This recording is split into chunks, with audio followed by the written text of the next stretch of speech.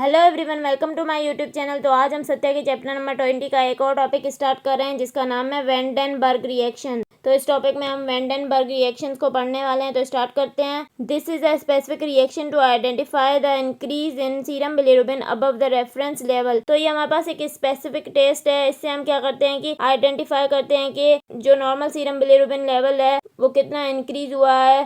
तो हमें इस टेस्ट से पता चलता है normal serum gives a negative van den Bergh reaction. Normal serum level अगर होता है बिलिरुबिन का तो हमें नेगेटिव वेंडेनबर्ग रिएक्शन मिलता है।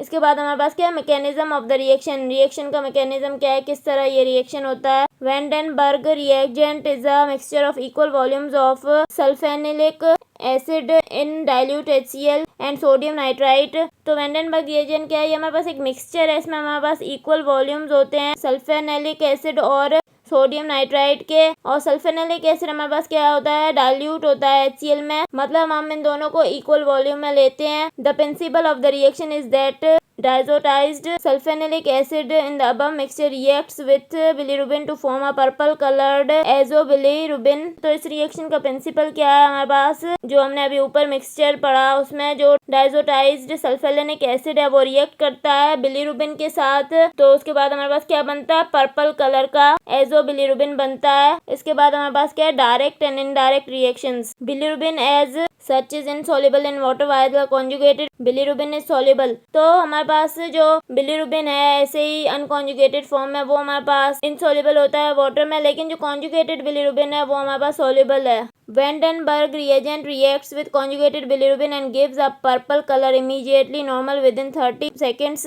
तो वेंडेनबर्ग reagent क्या करता है, हमारे पास जो conjugated bilirubin होता है उसके साथ रिएक्ट करता है और पर्पल कलर देता है immediately. Normally within 30 seconds में ये पर्पल कलर दे देता है। This is refer to as direct positive van den Bergh reaction. तो इसको हम क्या बोलते हैं, डायरेक्ट पॉजिटिव वेंडेनबर्ग रिएक्शन है। एडिशन ऑफ मेथनॉल और alcohol dissolves the unconjugated bilirubin which then gives the Vandenberg reaction normally within 30 minutes positive and this is referred to as indirect positive। तो जब हम क्या करते हैं कि मिथेनॉल को ऐड करते हैं या अल्कोहल को ऐड करते हैं तो वो क्या करता है कि अनकॉन्जुगेटेड बिलिरुबिन को डिसॉल्व करता है। उसके बाद क्या है, हमें पॉजिटिव वेंडेनबर्ग रिएक्शन मिलता है नॉर्मली विद इन 30 मिनट्स में, लेकिन वो हमारे पास क्या होता है, इनडायरेक्ट पॉजिटिव होता है। If the serum contains both unconjugated and conjugated bilirubin in high concentration, the purple color is produced immediately directly positive, which is further intensified by the addition of alcohol indirect positive। This type of reaction is known as biphasic। अगर हमारे पास serum में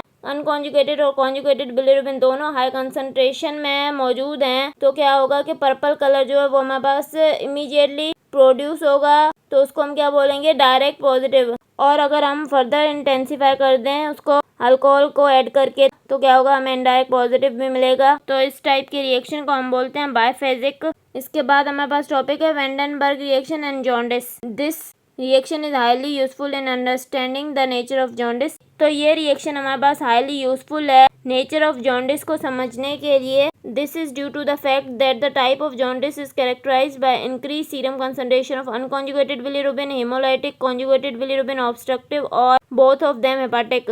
तो ये हमारे पास useful क्यों है nature of jaundice को समझने के लिए, तो इससे हमें पता चलता है कि कौन सी टाइप ऑफ जॉन्डिस है। तो जब हमारे पास सीरम में अनकॉन्जुगेटेड बिलिरुबिन की कंसंट्रेशन ज़्यादा होगी तो हमारे पास हेमोलाइटिक जॉन्डिस होगा, कॉन्जुगेटेड बिलिरुबिन की कंसंट्रेशन ज़्यादा होगी तो ऑब्स्ट्रक्टिव जॉन्डिस होगा, और अगर इन दोनों की कंसंट्रेशन ज़्यादा होगी तो हेपाटिक जॉन्डिस होगा। Therefore the response of van den Bergh reaction can differentiate the jaundice as follows. इसलिए हमारे पास जो रिस्पॉन्स है वेंडेनबर्ग रिएक्शन का वो हमारे पास डिफरेंशिएट करता है जॉन्डिस को किस तरह। अगर इनडायरेक्ट पॉजिटिव है तो क्या है, हमारे पास हेमोलाइटिक जॉन्डिस है, अगर डायरेक्ट पॉजिटिव है तो क्या है, ऑब्स्ट्रक्टिव जॉन्डिस है, और अगर बायफेजिक है तो क्या है, हेपाटिक जॉन्डिस है। आई होप कि आपको वेंडेनबर्ग रिएक्शन समझ में आ गया होगा। अगर आपको मेरा लेक्चर पसंद आया तो प्लीज़ मेरे चैनल को सब्सक्राइब करें, लाइक करें और बेल आइकन को प्रेस करें। Thank you.